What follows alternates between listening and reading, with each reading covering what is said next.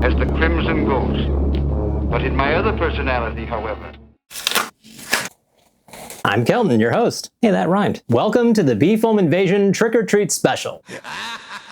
I know it's not the first or third Friday, but Halloween only happens on a Friday once every 5 or 6 years, so I figured, why not?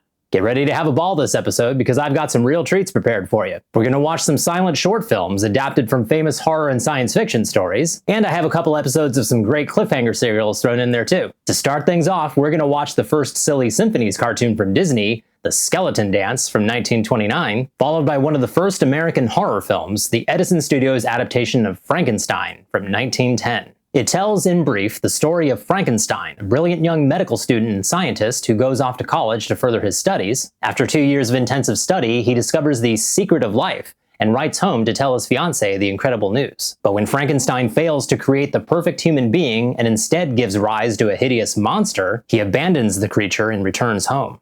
He marries his beloved, and it seems as though his story will have a happy ending, but we know how the story really ends. Or do we?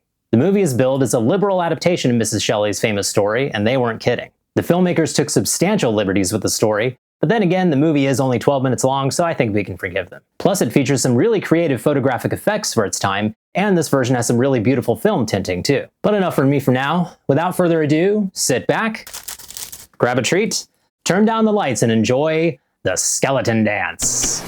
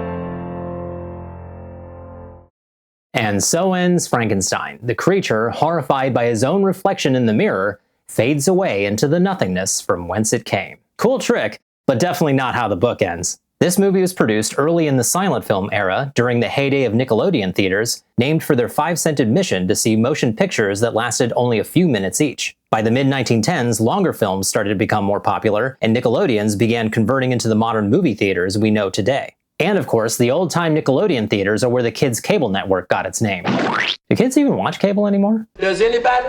Frankenstein was released on March 18, 1910, and while most publications praised the film and especially highlighted the monster creation scene, one scathing review from the motion picture world had this to say: I have the sincerest admiration for the Edison and Vitagraph studios, but it must be said, with all due deference to these distinguished producers, that films such as Frankenstein and The Mystery of Temple Court, while delightful literature to coroners, undertakers, gravediggers, and morgue keepers, fail to please the general public. Fail to please is putting it mildly. Death scenes and executions are interesting historical reading when well described, but a portrayal of these things on a living screen may well be dispensed with. Makes you wonder how some people can be so short-sighted and get through life, doesn't it? The 1910 film version of Frankenstein may have been the first screen adaptation of the tragic story, but it would certainly not be the last. The night is still young, so stay tuned for more of our Trick or Treat special right here on B-Film Invasion. Welcome back to the B-Film Invasion Trick or Treat special. For our next treat of the evening, we present Atomic Peril, Chapter 1 of the 1946 action thriller serial, The Crimson Ghost. My costume this year. It stars seasoned character actor I. Stanford Jolly as the title villain, and Clayton Moore as the lead henchman, a few years before he became a TV and film icon as the Lone Ranger. Some of you may recognize this ghoulish phantom as the logo of horror punk band The Misfits, but the character actually originated as the villain of this post-World War II serial that played in theaters for kids and Saturday matinees. It's about a distinguished professor who leads a double life as the Crimson Ghost, a mad scientist who lives like it's Halloween every night and has plans to take over the world. To this end, he schemes to steal a device called the cyclotrode from its inventor, his colleague, Professor Chambers. The cyclotrode can destroy atomic bombs before they reach an effective striking distance from their targets, but it can also instantly stop any electric-powered machines within its range. When the Ghost's henchmen fail to steal a scaled-down prototype of the device, they kidnap Chambers to force him to build a full-size model. But Chambers' partner Duncan Richards, a true jack-of-all-trades and stone-cold badass, works to foil the Ghost at every turn and uncover his true identity. As a punk rock kid in my younger days, I tracked down the origin of the Misfits logo and in the process discovered adventure serials, The Crimson Ghost, of course, being my first. They're really cool, and if you ask me, they should make a comeback. Post a comment after this episode and let me know what you think. But for now, sit back, grab another treat, turn down the lights, and enjoy Atomic Peril.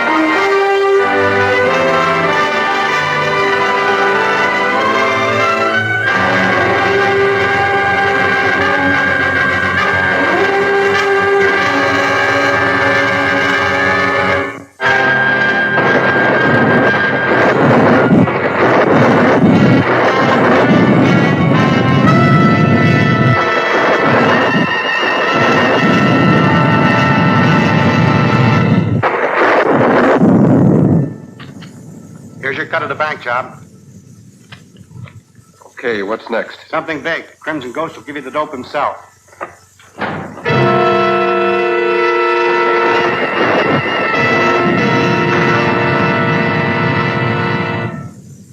I sent for you, Ash, because tomorrow is the day for which I've been waiting, for which my carefully prepared plans have been laid. Tomorrow morning at the university, Professor Chambers will demonstrate his cyclotrode. A device which is designed to detect and repel any atomic bomb attack. Now, he intends to turn his invention over to the government. But I shall seize the machine before he has a chance to make this patriotic gesture. Unless you intend to sell the machine to a foreign government, I don't see why you want it. Because in my hands, the cyclotrode will become the most powerful offensive weapon in the world. It will instantly stop any electrically controlled mechanism, destroy lighting and power systems, paralyze the activities of the police. Resulting panic and terror will leave the city open to unlimited blackmail and extortion. How are you going to get this machine? That should not be difficult. The demonstration is taking place before the scientific members of the university faculty. And since I am one of its professors, naturally I shall be present.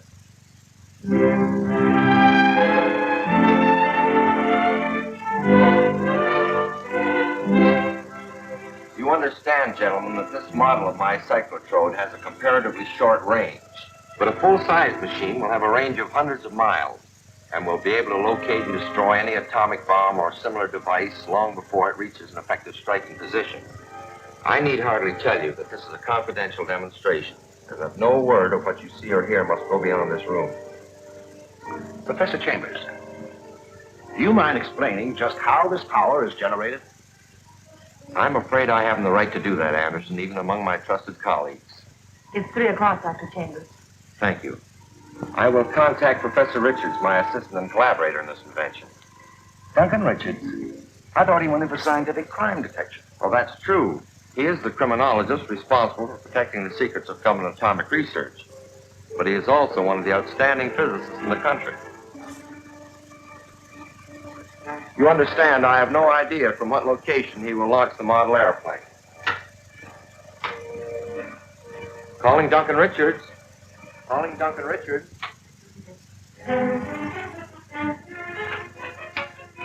Yes, Professor Chambers? We are ready. You may launch the plane. At what, sir?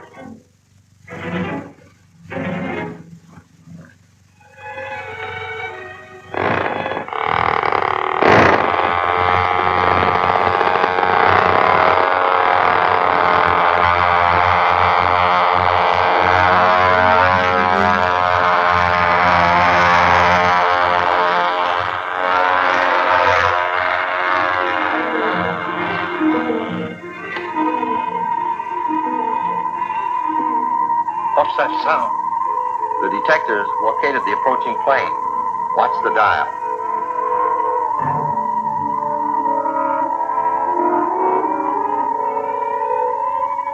It's approaching from the northwest. Elevation 1,200 feet. Now watch the screen. There's the plane. Look, it's doing stunts. That is an attempt to defeat the cyclotrode, but as you'll see, unsuccessful.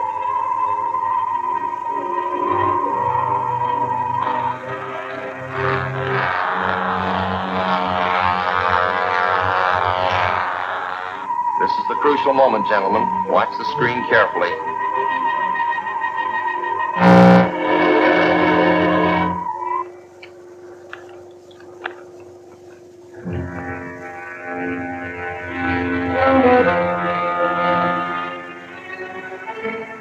Let's get the plane. I have to get back to the university and make my report. Amazing, Chambers. Take it off. Comforting indeed. I haven't felt so safe since before the bomb fell on Hiroshima. You're very kind, gentlemen, but any honors must be equally shared with Professor Richards. Nice work, Chambers. Nice work. When do you plan starting work on the larger model? Well, after tomorrow, the whole thing will be in the hands of the government. And now, if you'll excuse me, gentlemen, Miss Farnsworth will summon you here again when Duncan returns. Oh, thanks. Surely, Professor. Shall I transcribe these notes, Dr. Chambers? Yes, my dear, and I'll call you when Duncan arrives. I'd like to investigate the one. I think there's one power.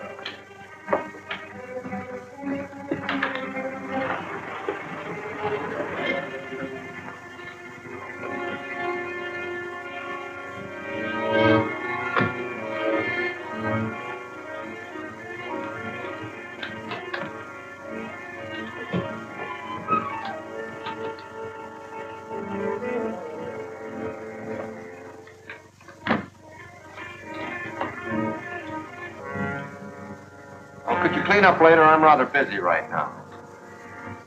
This won't take much of your time. What's the meaning of this? All right, Professor. Hand me that box. We're taking it with us.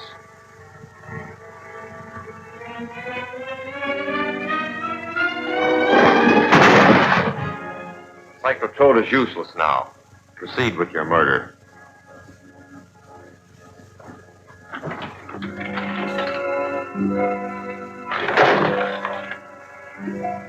It's not that easy, Professor. You built that machine, and you can build another one for us. Come on.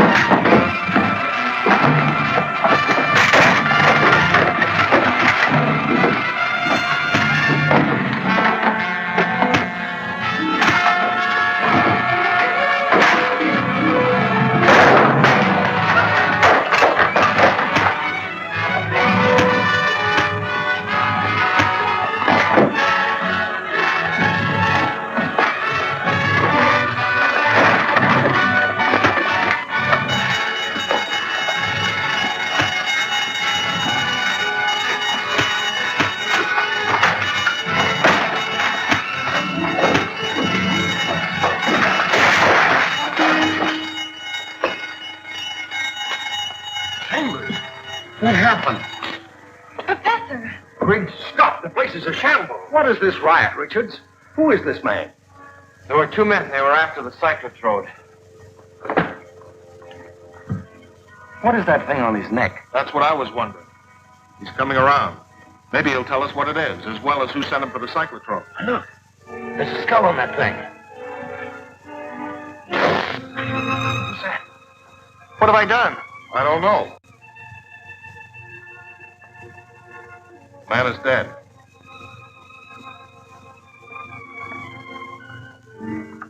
The cyclotron, it's smashed. This is a major catastrophe. I smashed it myself to prevent their getting it. And it's not a catastrophe. There's a duplicate machine in the strong room at the bonded warehouse. It'll be safe there until the government calls for it. Oh, that's marvelous, James.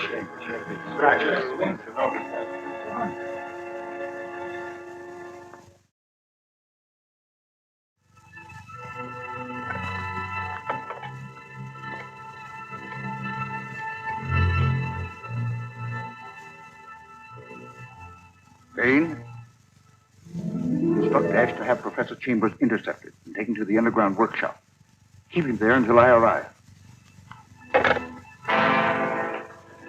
What is this place? Who owns it? Crimson Ghost will be here soon. He'll answer your questions.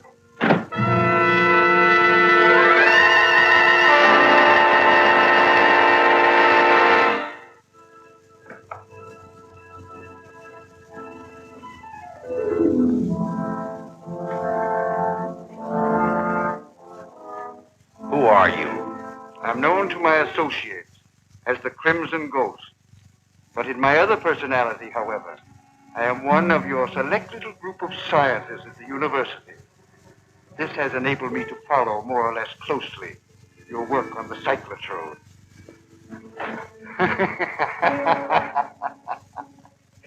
You cannot pierce my disguise, and this mask contains a microphone which distorts my voice. Listen, I must have possession of your duplicate cyclotrode at once. If you want to save your life. Don't threaten me. You know that machine was made for the government. And I won't turn traitor to save my life. Not voluntarily, perhaps, but I have means of obtaining the information, and even your help in taking the machine from the warehouse.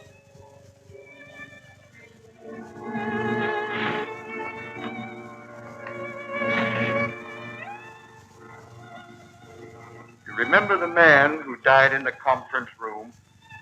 He wore a collar similar to this. Those who wear my collar relinquish their own willpower and become my slave. And I alone can remove the collar without causing your instant death. Nonsense. I will first inject a drug which will destroy your willpower.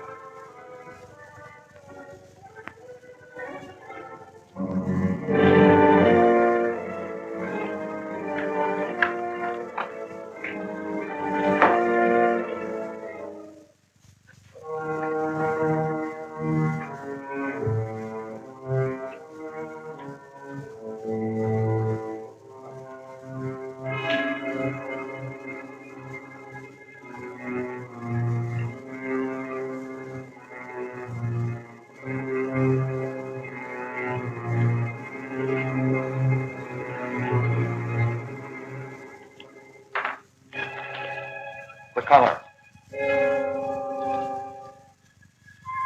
This collar contains a small diaphragm radio receiver which acts on the victim's throat.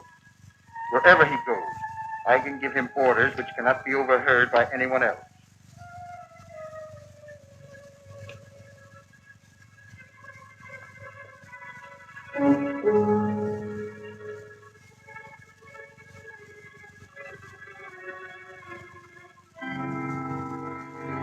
He'll regain consciousness in about 10 minutes. Then we'll send him to the bonded warehouse for the cyclotron.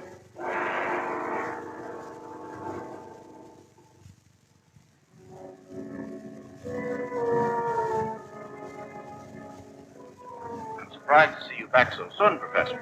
I understood you were leaving the case with us for some time. So did I. Change of plans. Introduce your companion.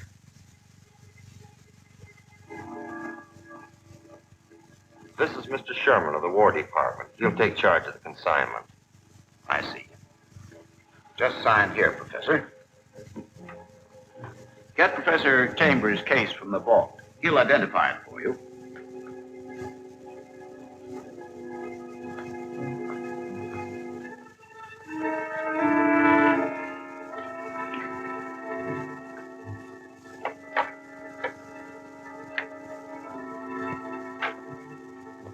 Duncan, Professor Chambers has disappeared. Disappeared? When? The police just phoned. They found his car abandoned on Dyke Road. It showed signs of a struggle. I can't understand it. They smashed the cyclotrode. The cyclotron. They must have learned of the existence of the duplicate model. But that's safe in the bonded warehouse. It's not safe while they hold Chambers and can force him to get it for them. I'll have to warn the warehouse people not to release it to anyone.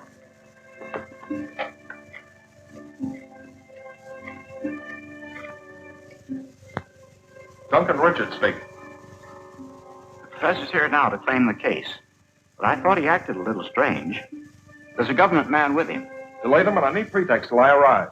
I'll be there in about 5 minutes. Chambers is at the warehouse.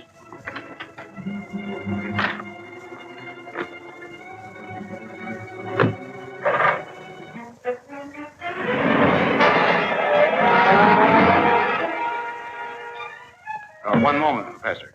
I just had word of a mix-up in our strongroom consignments. I can't let anything go out until we've checked. We have nothing to do with your mix-up. I represent the government, and this is government business. I presume you have your credentials. Why, of course. Here they are. All 6 of them. Get them out. You too. Get inside. Unlock that door. Now get in there, both of you.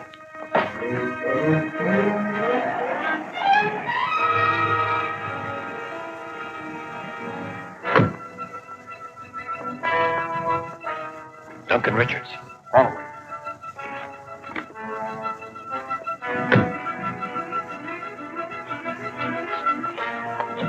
What's up, Chambers?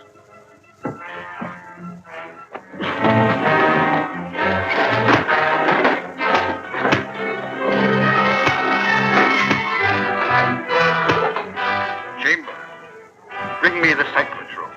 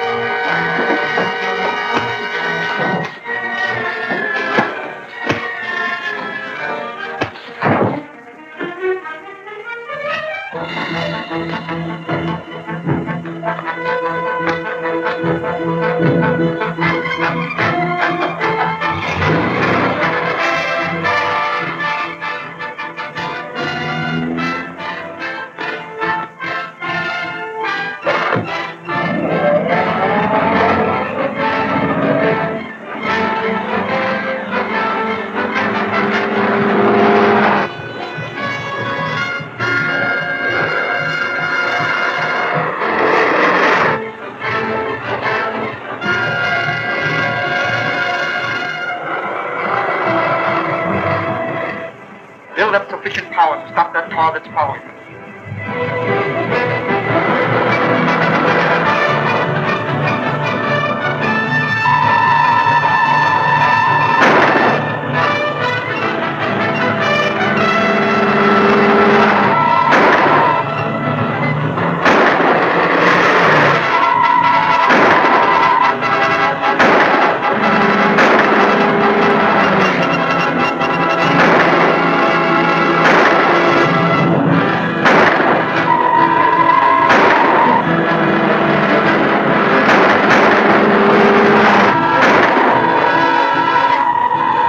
Well, what are you waiting for? Stop it!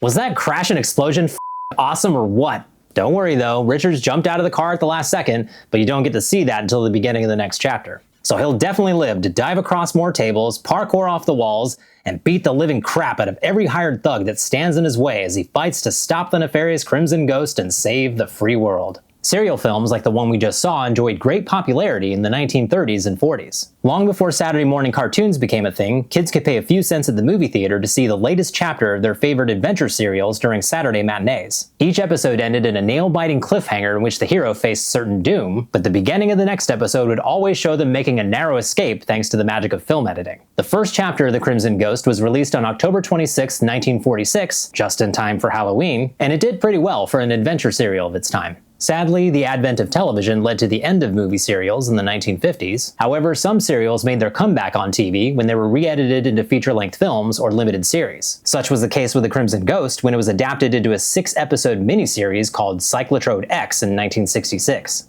We'll talk more about serials later, but we've still got a whole lot of goodies in store for you. After this break, we'll return to our Halloween trick-or-treat special, right here on B-Film Invasion.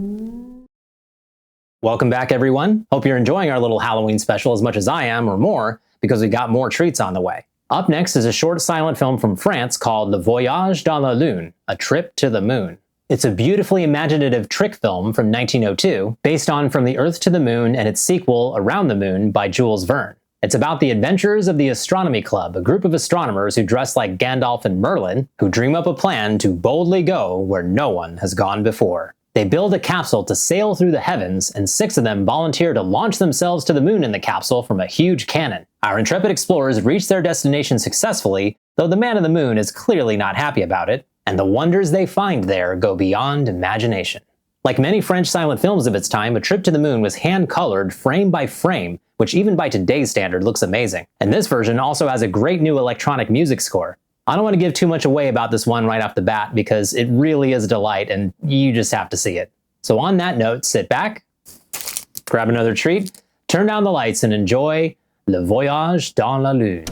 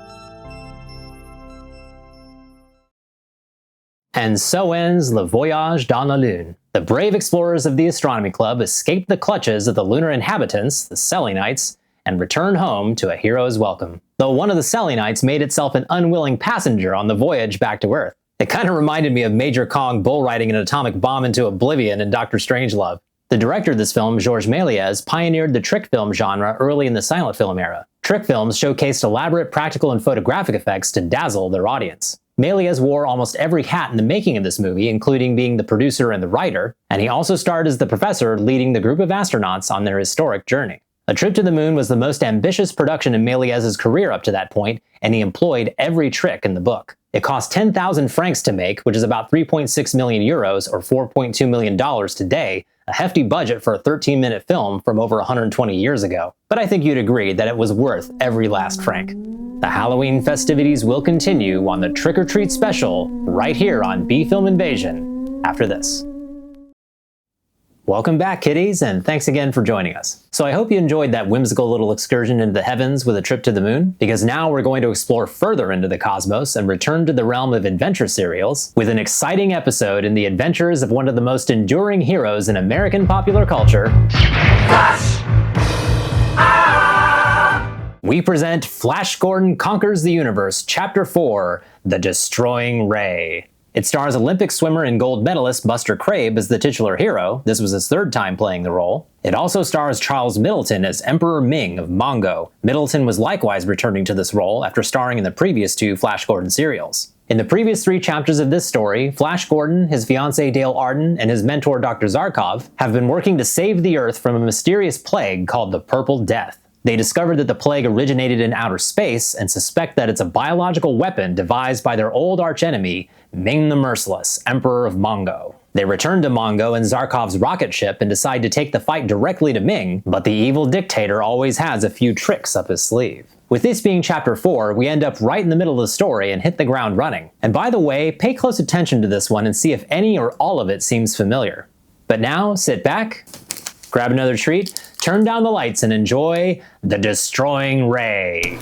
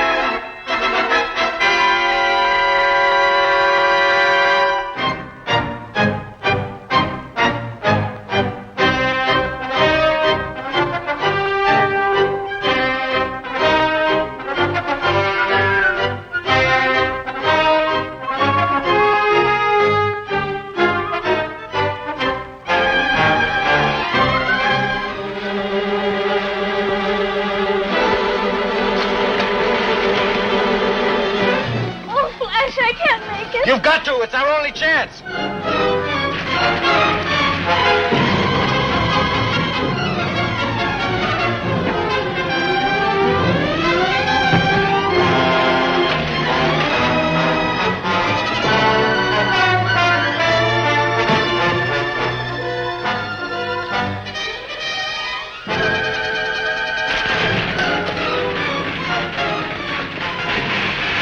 Got to destroy them. Ming won't forgive another failure. Our lives are forfeit if I don't.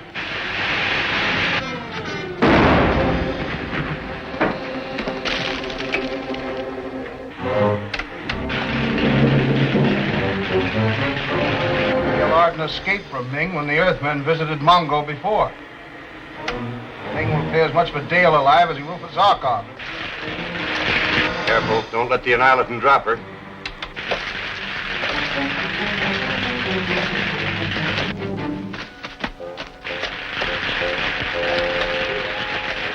They've got Dale. Come back! You'll be blown to atoms! Explode the Annihilator. Kill the girl? Oh.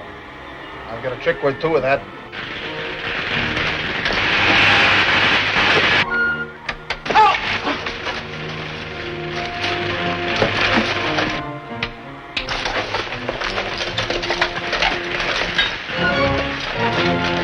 Got him. Dale Arden and Zarkov. This means 100,000 Mingos to you and me.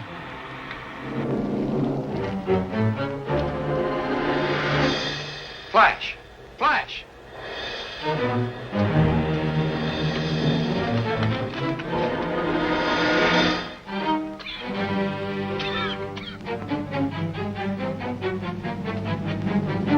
Flash! Flash! Where's Dale? Dale? I don't know. All I could see was Iron Men. There was an explosion that knocked me out. By their tracks, they've gone in that direction. Flash is dead. Killed in the explosion. You and the good doctor are on your way to the palace of Ming the Merciless. He's always wanted both of you. Pilot, get underway. Better destroy Zarkov's ship first. No, it's too valuable to destroy. We have no pilot capable of flying it but myself. We'll return for it after we deliver our prisoners and collect our reward. Ronald, what happened? Where's Dale? The mechanical men got her. Zarkov and I tried to stop them, and they must have gotten Zarkov, too.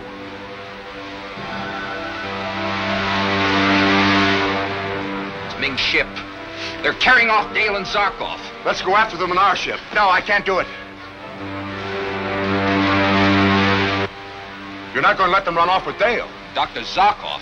Ming will kill him. Yes, I know all that. And I love Dale and Zarkov more than anyone can know. But there are only two lives. While on Earth, millions of people are facing death in the path of the Purple Plague, unless Ming is stopped. Now, I've got to take Polarite to the Earth first. Then I'll come back and settle with Ming.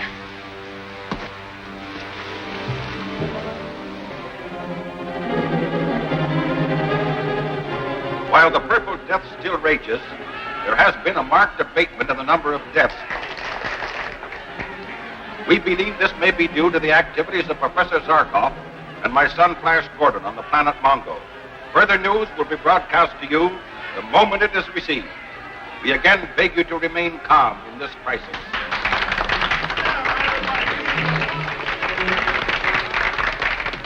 There was no need to raise the hopes of the people without some scrap of proof. You have no foundation for your surmise that the drop in the death rate is due to anything but natural causes. What of it if it keeps up the morale of the crowd? Besides, the last word we heard from Flash was that they mean to put a stop to the Purple Death. And when Zarkov and Flash undertake a thing, I don't have to... Yes? Your son Flash is calling on the radio. Come quickly. Flash?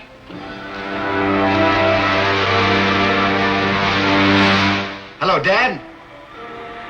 Yes, we found large deposits of Polarite in the kingdom of Phrygia, far north of Mongo.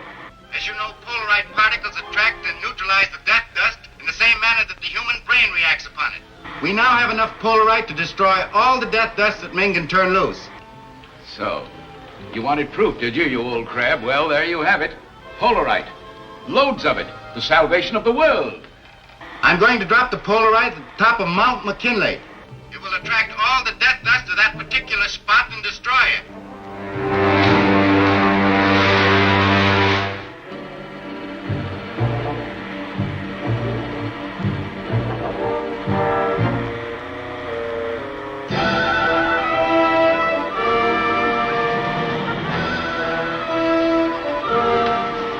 All ready, Roca. Getting close in.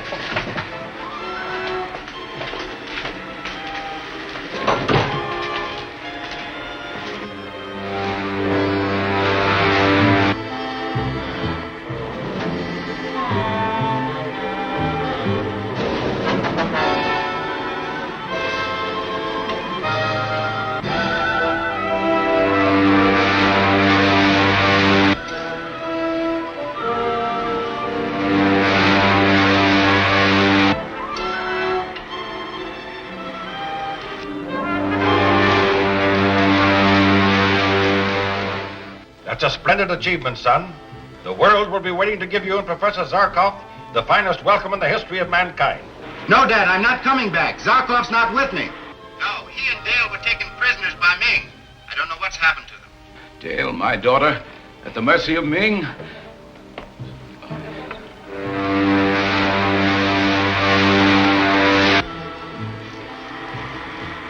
Polarite's unloaded.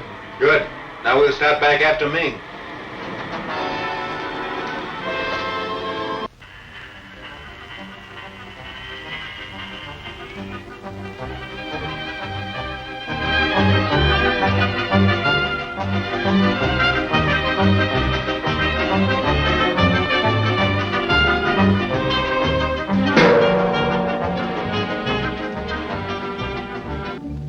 The prisoners will come closer.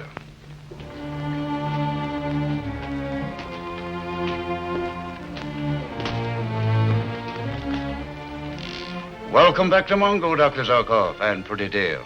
It is too bad that our friend Flash Gordon is not with us.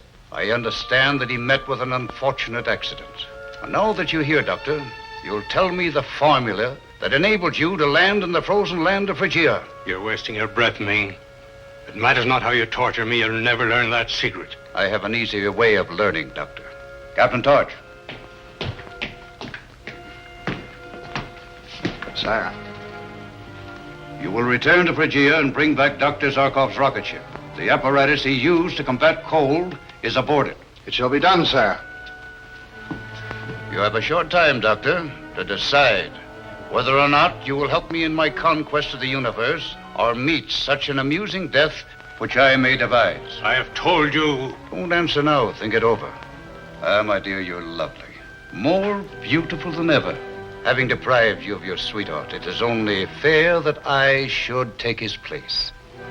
Take them away, and have the girl dressed in garments befitting the wife of an emperor.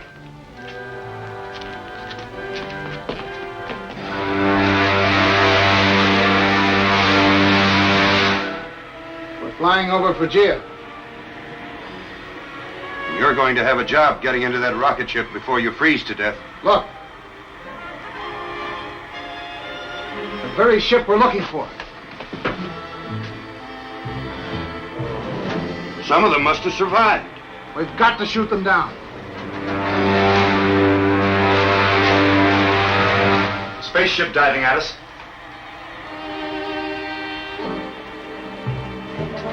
Fly over him. I'll slow him down. No, we'll need that ship to get at Ming. I'm going to spin her down. Turn on a smoke screen so he'll think we're hit.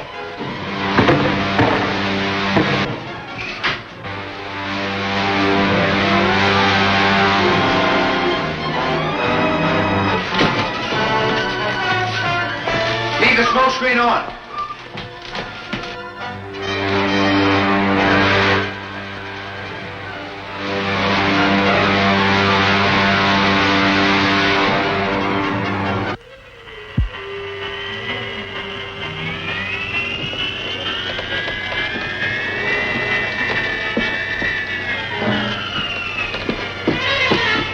They crashed right over there. Head on. I can't stand this frozen air. Takes my breath. And mine. We've got to get to that ship. It's on fire.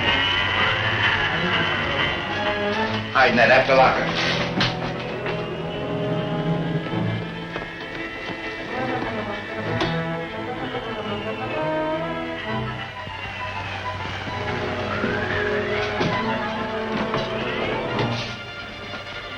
Doesn't seem to be damaged much. Hardly at all. Flash Gordon. Alive. Roger, disarm them. Tie them up.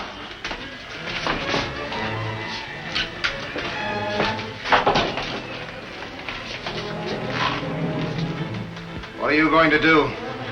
Take your ship into Ming's palace. Then you're going to give the password that opens the gates to the space court. Patrol ship coming in for a landing, sir.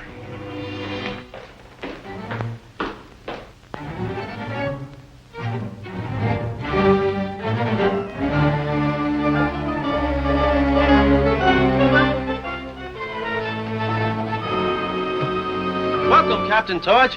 Help! Help! Aboard!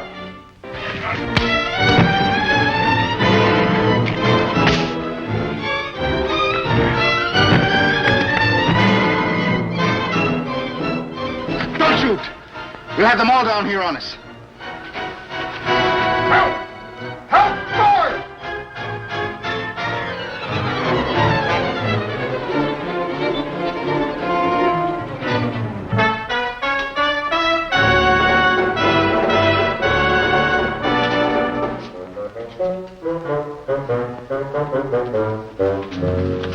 What have you done with Dr. Zarkov?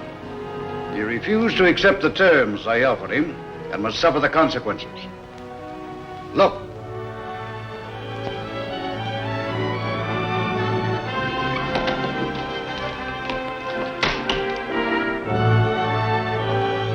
You still have a few moments to reconsider your decision, Dr. Zarkov. When the hands of the clock point to the 11th hour, it will automatically release my destroying ray. I have made my decision, Ming, and you cannot alter it. If you're determined to go through with this murder, at least let me join him down there. And lose the bride that I have waited for so long.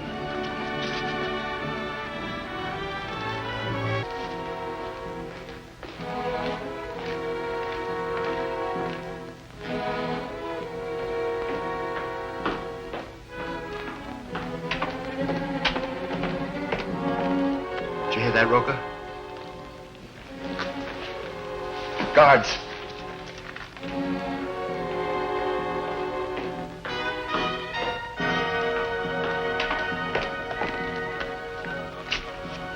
The Emperor is sacrificing the Earthman to the destroying ray. We can see from the window that overlooks the arena.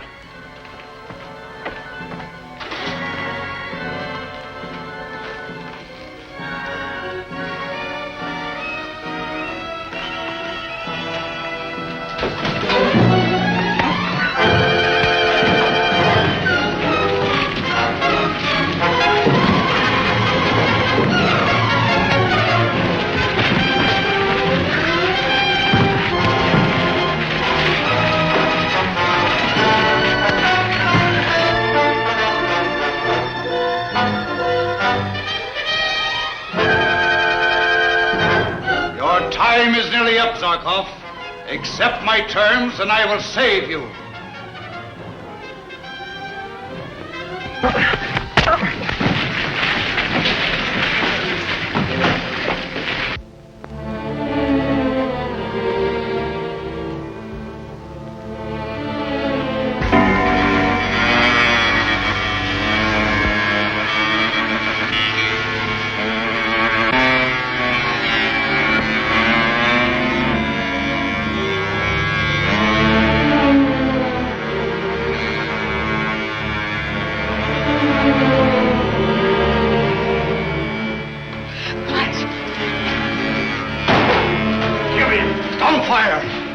Save yourself, Flash. You'll be burned to a cinder. I'm setting you free first. He has chosen his own death.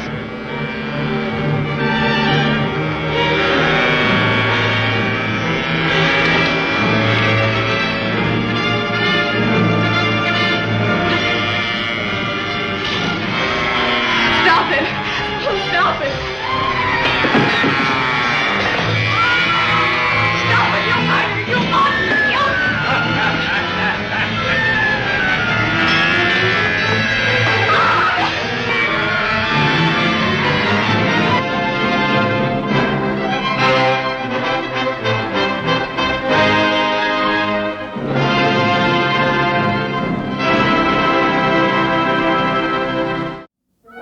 Oh no, what will become of Flash and Dr. Zarkov? Spoiler alert, they survive. There are 8 chapters after this. So that chapter of Flash Gordon Conquers the Universe seemed awfully familiar, didn't it? The music, the wipes, and the scene transitions. Where have we seen this before? That's right, Star Wars. It's no secret that George Lucas loved adventure serials, having regularly checked out screenings of them during his time at USC. After directing his debut feature, THX 1138, he wanted to direct a film adaptation of Flash Gordon himself, but the film rights to the character had already been purchased by Dino De Laurentiis. He eventually got a chance to make his own space opera, however, and borrowed many cues from his beloved adventure serials, particularly the one we just watched. The most obvious, of course, is the style of the opening crawl summarizing the previous chapter. Imitation is the highest form of flattery, indeed. You can't blame him though, all 3 of the Flash Gordon serials are amazing, and I highly recommend checking them out. Don't go away, there's more to come on the Trick or Treat special here on B-Film Invasion, right after this. Welcome back to our special Halloween episode of B-Film Invasion. I've got one more scary surprise in store for you guys and ghouls. For our last treat of the night, we present the 1912 film adaptation of the classic Robert Louis Stevenson novella, Dr. Jekyll and Mr. Hyde. Like Frankenstein and Dracula, the strange case of Dr. Jekyll and Mr. Hyde is so ubiquitous due to its many adaptations in other media, to the point where even if you've never read the book, you know the story. But like any great tale, we always love hearing it retold, and the story of Jekyll and Hyde is no exception. This version is based on one of the earliest stage adaptations from 1887, and while it still inaccurately portrays Dr. Jekyll as being absolutely good, no one is, it is one of the few adaptations to accurately depict Mr. Hyde as being diminutive. His clothes are described in the book as being too large for him, as Jekyll shrinks when he transforms into Hyde rather than grows. But enough discussing minutia. Right now, sit back, grab one more treat, turn down the lights, and enjoy Dr. Jekyll and Mr. Hyde.